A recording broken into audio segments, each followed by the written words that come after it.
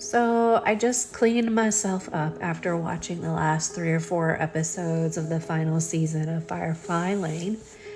And if you haven't watched it or if you're currently watching it, there are spoilers. So before I continue on, if you don't want spoilers, swipe on up.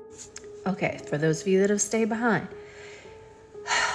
Wow, like what I loved many things about this show besides it being a good girl drama, which is not normally my style. Like I usually love mystery and murder and mayhem, and this was none of those things except for maybe some mayhem. But these last couple of episodes of this last season, as it leads up to one of the two main characters, her name is Kate, towards her death, the dying of brain cancer, or maybe it was breast cancer, and then it spread to her brain. There were 3 things that I loved about how it was written and the way that it was acted. Number 1 was it showed the different sides of grief from multiple perspectives. It showed how grief masks itself as anger, as avoidance, as being happy and positive, and if you're not positive, then you don't care. And I loved that it showed some pretty authentic emotion about anticipatory grief, the grief during the process, and the grief after. Clearly, I'm still feeling it because I literally just finished watching it. I loved that she finally got her loved ones to listen to her and for them to write down and agree to the things that she wanted when she died.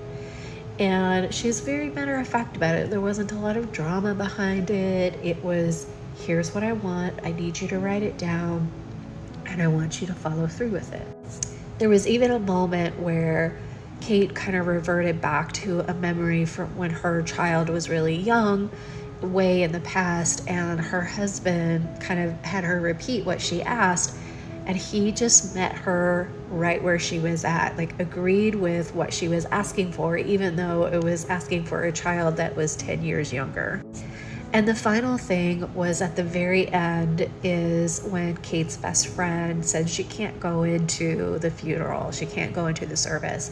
And Kate's husband says she knew you wouldn't be able to, and prepared a box for her and had a beyond the grave or beyond the death, or maybe it was beyond the grave death letter. And it was so beautifully written, and I love the idea that she put together this box for her best friend, knowing that this is exactly what her friend needed and met her exactly where she would be at in her grief.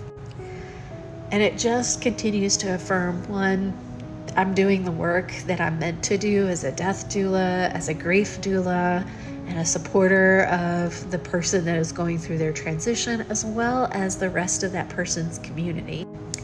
And lastly, there is no wrong way to grieve, and even watching shows like this can really show you an example of how grief is part of our journey, that we all experience grief differently, and that there is dignity, or there can be dignity in death. This is a little bit longer than I normally have, but I'd love to hear your thoughts if you've watched it, what your thoughts were.